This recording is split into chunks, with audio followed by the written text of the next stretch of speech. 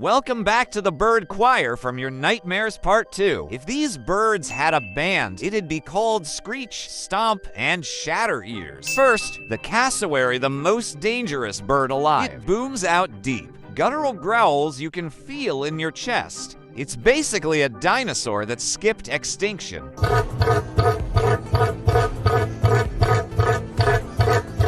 Next, the white bellbird. It's tiny, but its call is the loudest of any bird.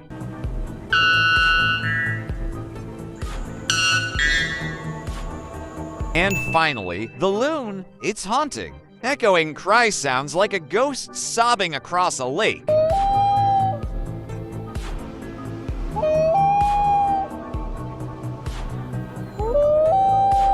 Peaceful? Nope. It's giving you're not alone in the woods energy. Like and subscribe, or one of these birds might star in your next camping nightmare.